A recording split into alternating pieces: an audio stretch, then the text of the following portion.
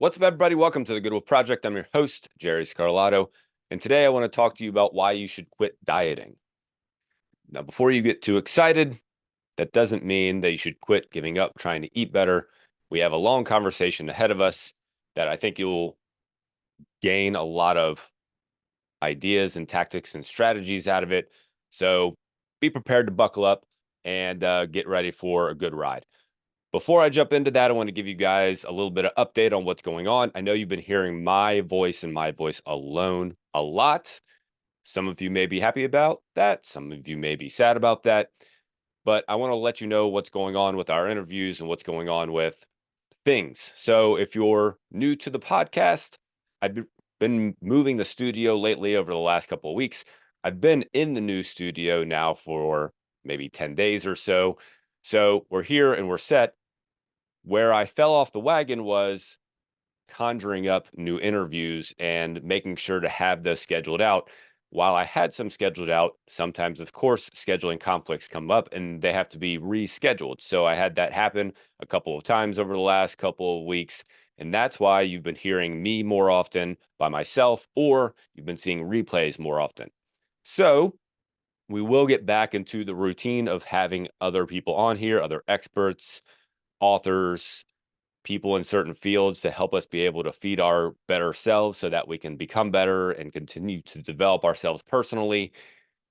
And so that'll be coming. That'll happen over the next couple of weeks. This week, you'll still hear my voice. We'll have a couple more solo episodes. And then next week, we'll have some solo episodes as well as some replays. And then we should be able to start to get back into a good routine after that, Monday, Wednesday, and Friday every week with either an interview, preferably 1 to 2 of those a week, and then a solo episode to fill the gaps. So I know actually a lot of you guys have been giving me some good feedback as far as the information you've been gaining out of these solo episodes. So I'm glad to hear that. That may prompt me to do more of these solo episodes as well. Nonetheless, thank you guys for being patient as we continue this transition. Anytime a business makes a new leap, of course, it's going to take a little bit to get back into the routine. That's with any business. Anytime you transition into either a new space or you level up into a new arena of business, if you will, things happen and you have to figure out the new system. And that's what I'm in the process of doing. So make sure that in the process, you hit pause real quick and go give us a review because, of course, the more reviews we have, the more likely we're able to each reach more people. And that means you're contributing to the health and wellness and well being and personal development of somebody else. Because if the podcast reaches somebody else, you contributed to that if you give us a review or if you share, if you do any of those good things. So, thank you guys for helping us out as we continue to spread the message and continue to feed our good wolves. So, why should we stop dieting? Well, I was listening to the Ancient Wisdom podcast the other day. That's with Chris Williamson. It's a great podcast and it's definitely worth listening to. And he had Johann Hari on. Johann is an author. He's written a handful of great books. One of my favorites of his is called Stolen Focus. It's how the technology companies stole our focus and how we're becoming less and less focused and more digitally, I don't know, addicted, if you will. His recent book is called Magic Pill. And as you can imagine, it is based around semaglutide, which isn't a pill yet, but is soon to be a pill, and its prevalence in society these days. Johann goes on semaglutide for a certain amount of time. And of course, he digs into research to be able to get the information for this book. And during the interview with Chris, he talks about some of the advantages and, of course, disadvantages that come with semaglutide, that come with being on this medication. And that's what the book is about as well. I haven't read the book in particular. I've read the summary of the book, but I haven't dug into the book itself. But the title of the book or the subtitle of the book is The Extraordinary Benefits and Risks of Modern weight loss pills or something to that effect. So he goes into both sides of it. So I wanted to dig into 3 of the advantages that he points out when it comes to being on semaglutide in particular. Now, for any of you who don't feel like you're in a place where you need to lose weight, maybe you just have an average weight, you're already taking care of yourself, you may feel like this conversation does not pertain to you, but this conversation pertains to everybody because everything that we talk about on the Good Wolf Project pertains to the mind. It pertains to how we think about things and how we go about thinking for ourselves about things instead of letting others do the thinking for us. And that's why this conversation is going to pertain to everybody, because it's going to help us be able to expand our mindset instead of keep our fixed ideas and let other people give us ideas to just stack on top of that.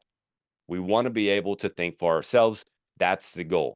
That is what ultimate freedom is about, is being able to think for ourselves in a critical way so that we can make decisions that are best for us and not let other people make decisions for us. Because to be totally honest, over the last 4 or 5 decades plus, that's what we've been doing. We've been letting other people make decisions for us. We've been handing our will to other people, and it has not worked out, as we'll see here in a little bit. So let's go ahead and start digging into some of this. We'll get into the weeds on a few things. It's going to take us a little while to unpack some of these ideas, but again, it's going to be worth the effort because we'll have a stronger mindset on the other end of this. So the first advantage that Johann points out when it comes to being on semaglutide is that on average, diets don't work. Now, in this conversation, what he is pertaining to is the long-term sustainability of diets. And of course, when it comes to any of these journalistic kind of books, the vast majority of the information comes from either research studies or conversations with scientists or people in the field who do the research. Very little of it, not none of it, but very little of it comes from anecdotal conversations or people who are actually putting these things, other ideas into practice, maybe other ideas that would be different or other ideas that would be useful in making a lifestyle change. So very little of those things in a journalistic kind of book come from that. A lot of it just comes from research. Research is a beautiful thing because it helps open different theories about what is possible and different theories about how things impact us in certain ways, but it also has its limitations. It is also not based around a human being per se, the biological human being, because what a study is looking at is one myopic point, or how they look at it is not effective either. So when it comes to this idea that diets don't work, research regularly shows that over a 3-month period of time, all diets work. All diets will work for at least 6 weeks, if not longer. All of them will. Where research starts to deviate is at about the 2-year mark that diets don't work. What he points out is a couple of meta-analysis, which essentially means a study of studies. They take studies and they look at the ideas and all of the statistics from them and put them into another study, and then they pack it all together and they tell you, here's what we got out of these studies. That's a meta-analysis. So within that, they found that many studies found that at the 2-year mark, the average person who dieted for 2 years only lost 2 pounds. Now, here's how they do nutritional research. Nutritional research is done through questionnaires. Essentially, what they're asking people to do is to recall what they ate, to recall what they did, to think about what they've done in the past and how it helped them be able to get to where they are today. If I asked you what you did last week what you ate exactly last week, how would you be able to recall that? Would you be precise? Would you be on point? Would you be 90% there? Would you be 80% there? What about the week before that? Or the week before that? Or last month? And that's what not a lot, every nutritional, not every, but 90% of nutritional studies are questionnaire-based studies. Here's a questionnaire about how you've eaten lately. And that's lately as in weeks and months prior to today. So they're asking you to recall things that human beings just aren't able, just have a hard time recalling in general, because as soon as a thing is done, the story in our minds change. Because number one, we like to perceive ourselves externally more positively than what may actually have happened.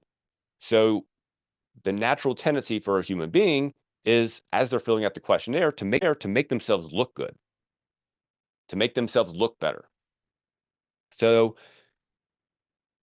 that's when it comes to research studies, nutritional studies specifically, there's a big gap there. The other thing is, what human being diets, quote unquote, strictly for 2 years, for 2 straight years?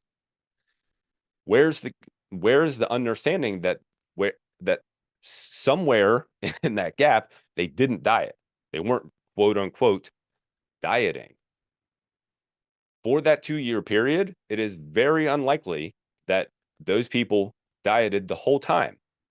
Coming from a human being that owned a fitness facility for 10 years and has worked with people firsthand for 15 plus years on their diet and nutrition and exercise and daily habits, I can tell you that so many people, the people who only have 5 pounds of weight loss in a 2-year time frame, are on the journey maybe 60 to 70% of the time. Maybe. That's not putting those people down. I'm just talking about facts. From a strictly putting it into practice standpoint, those people are maybe on point 60 to 70% of the time. And of course, that's not going to get you results. 60%, it'll get you a little bit. As we can see, over a 2-year period of time, it'll get you to lose a couple of pounds. 70% will get you a little more. 80% will get you a little more. 90% plus is where we need to be. And people in these studies certainly are not at 90% plus when it comes to that 2-year time frame. So when you hear things or see an article that is talking about a new study in nutrition specifically that shows a thing, and you're like, oh yeah, that's great, that means I don't have to worry about eating that thing anymore, I don't have to worry about dieting anymore, whatever it is, understand that this is the process that kind of goes behind it. It's done through questionnaires, and all human beings are fallible, and they probably didn't fill out the questionnaire correctly, and so on and so forth. There's so many things that can go wrong in these kinds of studies. There's so many things, so many gaps that can happen. So when it comes to diets not working, I agree. Totally agree that diets don't work, because not only, again, when it comes to research, do people not recall well and are unable to stay, quote unquote, on a diet for a 2-year time frame, but also most diets are not sustainable, because people go in with the mindset of diet. I'm going to go in and diet for this amount of time. People don't go in and say, I'm going to diet for 2 years. They say, I'm going to diet for 2 months. Then they get off the diet, and then they get back on, and then they get off, and so on and so forth. And the cycle continues. They go in with the mindset that it is a short-term time frame. The other thing is, they're not sustainable. I already said that, but they're not sustainable because the keto diet, how many people can stay on a keto diet forever? Is it effective? Yeah, you're going to lose weight. Are you going to be able to stay on it? No. And as soon as you go off, yes, you're going to put weight back on. Same with fasting, same with the carnivore diet, same with vegetarianism, all of them, any of them. It's all the same. They're not sustainable. You're not thinking about it. You're not going into it with the idea of change, you're going into it with the idea of diet, of short-term, quick, get it done, get back to normal life, quote unquote. So while there is truth in diets don't work, there's also a lot of misunderstanding in that truth, a lot of misunderstanding. So when it comes to semaglutide and it fixing the problem of diet doesn't work, you still, the problem is with semaglutide, you still have to change what you do. You still have to change. You still have to do something different. It doesn't work just because it works, just because you start taking a pill. You still have to change what you do.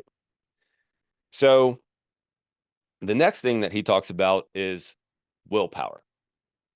And he talks about how willpower doesn't work either. And one of the perceived benefits of semaglutide is it helps with willpower because it helps with satiety. It helps you feel hungry, so you don't have to build willpower yourself.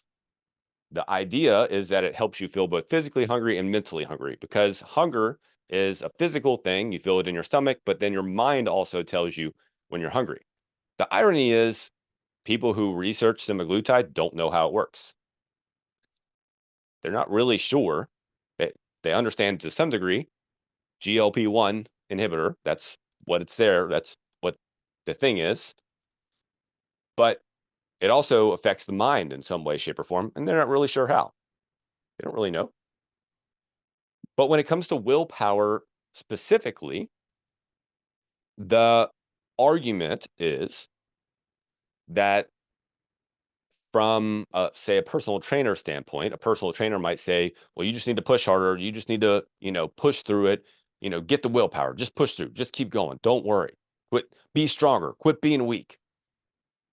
On the other end, there's people who may believe that willpower is not a thing. Just don't pay attention. Willpower is not real. You just need to pretend like it's not there and just keep going. Now, the truth is generally somewhere in between. On one end, of course, real willpower is real. Willpower comes from different sources, though. Willpower biologically comes from glucose, actually.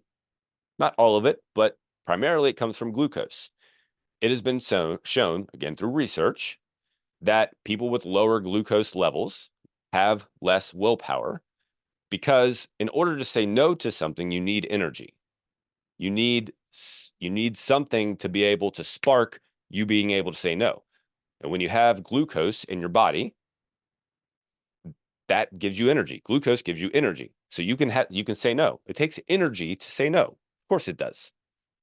So willpower is real in that biological sense, that we need some sort of energy to be able to say no to things. But there's more than willpower when it comes to biological willpower. There's also our mindset about willpower. On the other end, we emphasize willpower too much. We let it be an excuse for us. Well, I just don't have the willpower to say no. Well, I just don't have the willpower to keep going. I just don't have the willpower. It fits in the same exact bucket as motivation. The feeling of motivation. The feeling of motivation is useless. If you rely on the feeling of motivation to keep you going, you will never keep going, because the feeling of motivation will not always be there. And yet it is real. It's there sometimes and it's not there sometimes. So it's not that you shouldn't use it. It's that you shouldn't rely on it. It's just a different way to think about it. Willpower is similar. It's not that you should go on one end, oh, I guess I just don't have the willpower and I feel bad about that, because that's not productive. And of course, you're not going to move forward because of that. Or on the other end, I just need to keep going. I just need to keep pushing. I just need to keep going forward. And you end up getting burnt out because you feel like you're not gaining the willpower that you should be gaining. If you recognize that it is overemphasizing the importance of willpower, if you're overemphasizing it, then you will focus on it too much. And if you don't have enough of it, you'll feel bad about it. So recognizing that will help calm yourself down about whether or not you have it. And that is one of the just basic things to think about when it comes to willpower is this really as important as I think it is? And how can I set myself up differently to be able to have better quote willpower and have my make it sustainable, make my life sustainable and make my change sustainable. We're going to look at a way to do that here in a little bit. All right, so that's willpower. The last one is what he talks about, what Johann talks about here is the biological set point. Now, this one's going to take a little bit to unpack, so be patient with me. What he says is that semaglutide helps adjust the body's biological set point. Now, the idea in science up until about 1970 was that we were born with what's called a biological weight set point. You can think of a weight set point as a thermostat for the body. A thermostat in your house, if you set it at 72 degrees, if you set the heater at 72 degrees, when it starts to get colder than that, it'll heat it back up. If you set the AC at 72 degrees, when it starts to get warmer than that, it'll cool it back down. So it's always bringing it back to the set point that you set. The idea up until 1970 was that we were born with a weight set point and that our bodies wouldn't deviate too far up and down from that set point, give or take about 10 pounds. You maybe you could do it, but it would always pull yourself back to your set point within a 5 pound range. Now, of course, that was debunked once people, obesity, being overweight, being obese, all of that has become so prevalent in society today.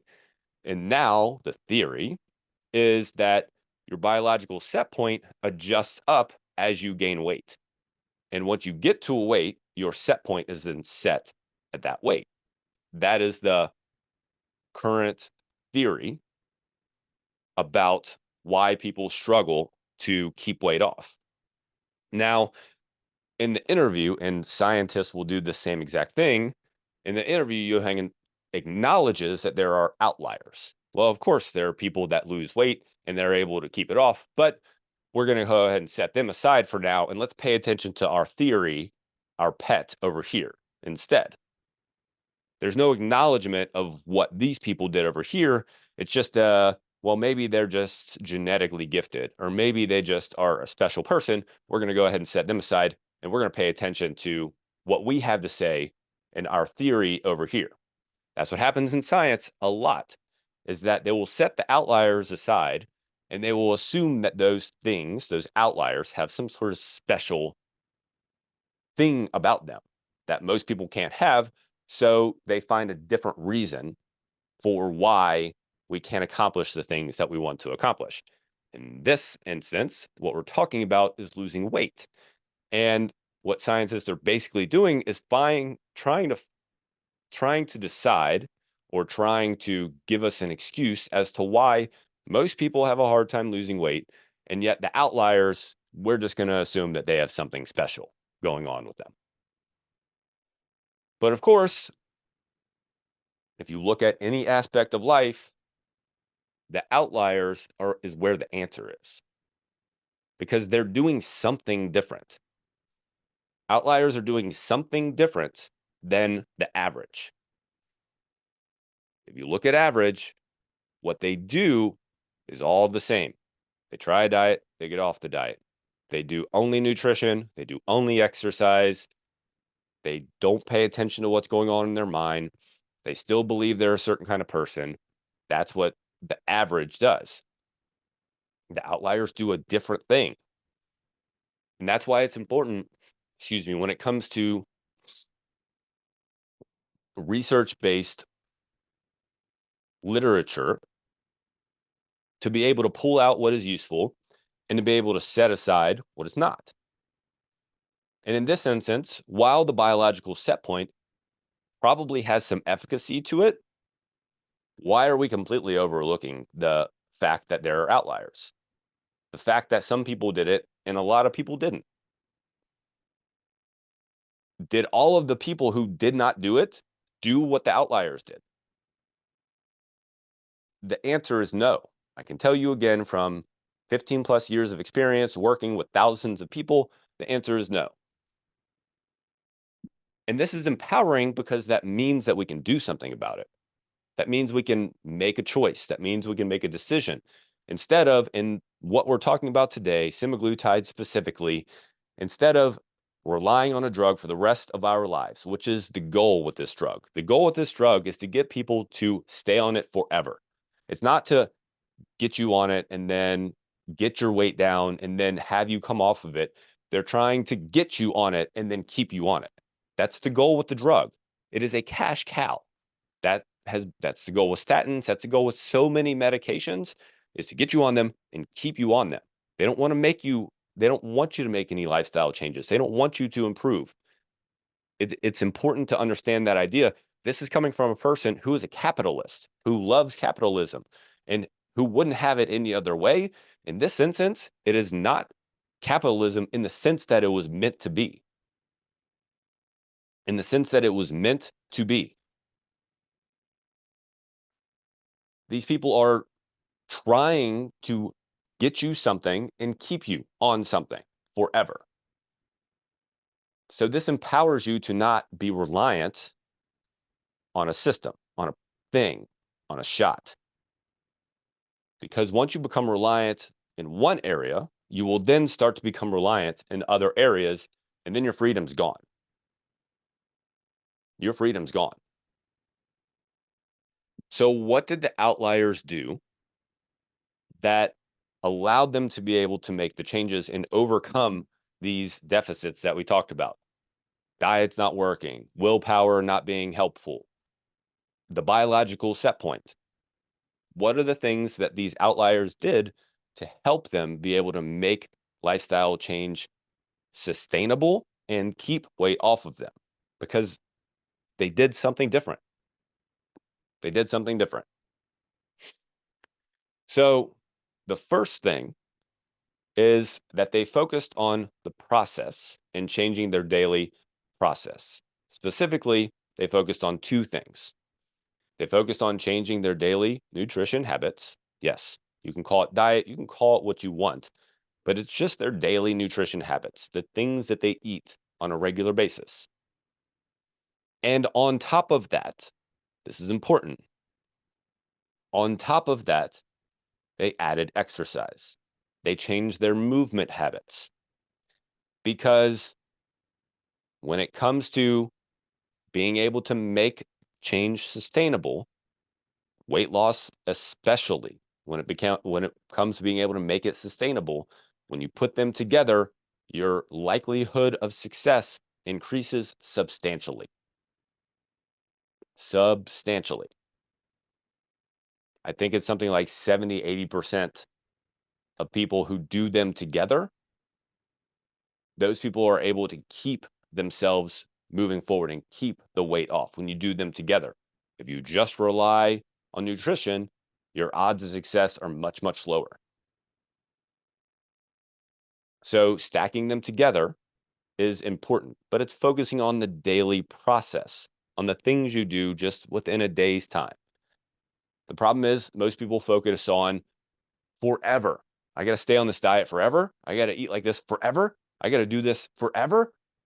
And forever is a long time and it feels overwhelming and it feels like a big, big thing. But if you just go, I just got to do this today. Just for today, I'm going to eat this breakfast. I'm going to eat this lunch. I'm going to eat this dinner. I'm going to get up at this time and I'm going to do this kind of exercise for 30 minutes. That's what I'm going to do. I'm going to do that today. And then tomorrow, since you have that list made already, you might as well just use the same list. I'm going to do this for breakfast. I'm going to do this for lunch.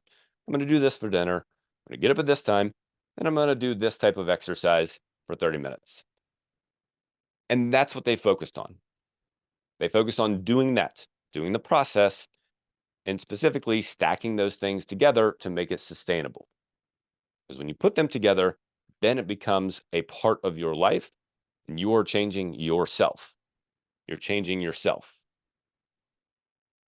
The second thing they did, and this is a big one to overcome the willpower thing, is they built willpower into their environment. Instead of feeling like they have to just overcome everything that's around them, they built willpower into their life. Really in reverse, if you will. There's a saying that you should buy your willpower at the store. When you go to the store, first of all, when you go to the store, make sure you eat right before you go to the store. That way you don't go and you make stupid decisions. Second of all, when you go to the store, make a list and then only buy the things on the list. Only buy the things on the list, preferably whole food products. And that's it. You buy the things on your list and you get home. And once you're home, if you don't have any snacks or anything in the cupboard, if you don't have potato chips, if you don't have a gallon of ice cream, if you don't have your regular little cookies you like to munch on, or whatever the thing is that you typically go down a rabbit hole about, if you don't have that available to you, then you have to make a choice. Well, I don't have it available. Oh, well, I guess I'm just not going to have it. Or you have to drive to the store and get it. And most likely, most of the time, you're just going to let it go. Well, I guess I just don't have it. And so you're building your environment for willpower. Another thing is when you go out to eat, instead of sitting down and feeling, you go with the mindset of, well, I know I need to make a smart choice. And then you go and you sit down and you start looking at everything and everyone around you is ordering certain things and you feel this urge to make a choice. And instead you end up ordering a cheeseburger and fries, just like you told yourself you wouldn't. Look at the menu beforehand, make a choice on what you're going to have. And then when you go, don't even look at the menu. You don't need it. You know exactly what you're going to get. You know exactly what you're going to get. And all you need to do is tell the waitress what you're going to get. That's it. So you're building willpower into your life instead of relying on willpower. You can use then willpower for those important instances where you need to really overcome a temptation and you don't have to lean on it so heavily. So that's the second thing they did. Built willpower into their life. Which leads us to the last thing they did. And this one is the one that is overlooked by all journalistic books and has been overlooked by health and fitness since the beginning of health and fitness time. Not all of it, but 95% of it has just left this part by the wayside because all they want to do is tell you what to do and tell you the newest diet and sell you the newest supplement. And all of those things can be helpful, but if you don't change this one thing, it's not going to be sustainable. You have to change who you think you are. You have to change who you believe that you are. Because people who take off weight and then put on weight and then take off weight and then put on weight believe that they are the type of person that can't keep weight off. They believe that that's just who they are. They believe that they're a heavy person.